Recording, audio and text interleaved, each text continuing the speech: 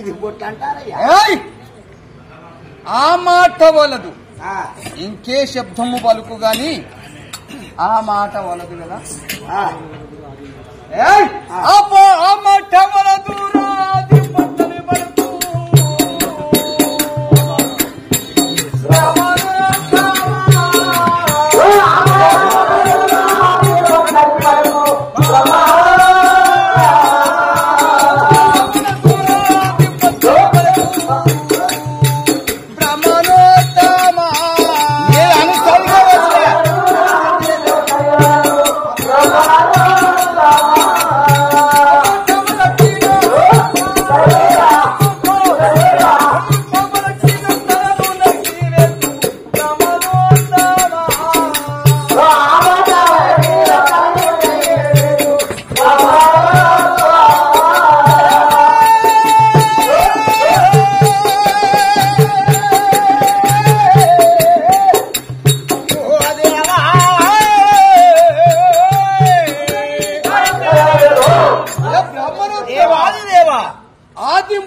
పలుకు.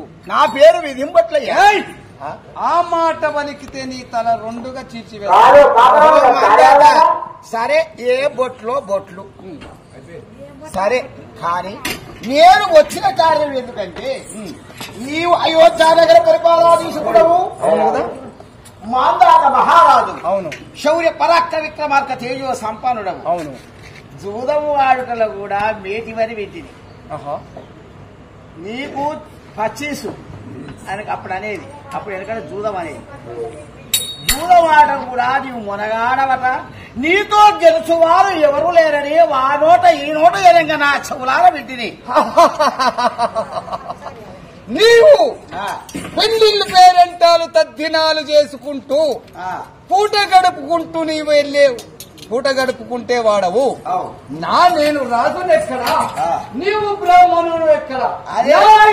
నాతో జూదమాడుట నీవు రాజేంద్ర రాజులో అయ్యా, నీవు రాజు కాబట్టి రాజుతో ఎవరైనా ఆడతారు. నేనా జంజ ఉండిపోయింది. జంజ ఉన్నా బాబాడ నేను, పప్పు కూర తినేవాడ నేను. నీవు నాతో ఆడుట గొప్ప గాని రాజుకు రాదాడుట గొప్పనా?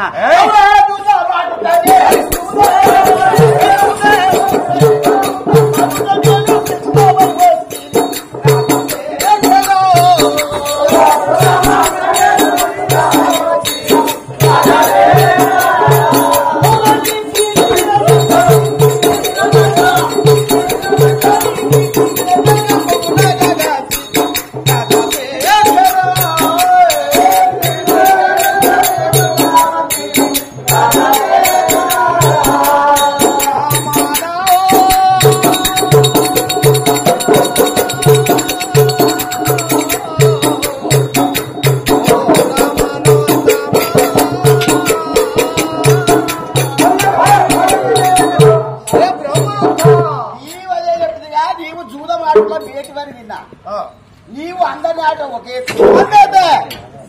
నీవు రాజుతో ఆట కాదు, సాహసంగా ఉండే నాతో నీవు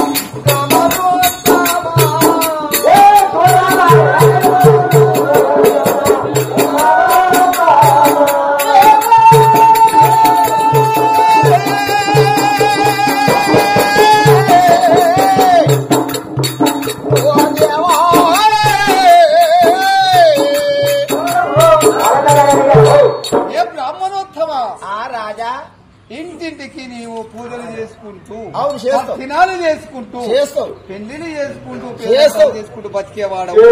నేను రాజునై ఉన్నాను. ఈ ముచ్చ కంబులకి నేను రాజుని.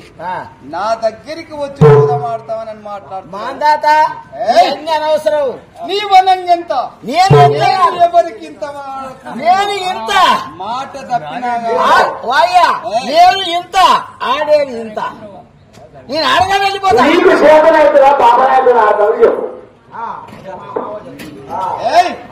నీవెంతరా? నేను చెప్తుగా నేనుంది ఇంత. మేము ఏదంటే ఇంత నీవు ఎంత ఆటవా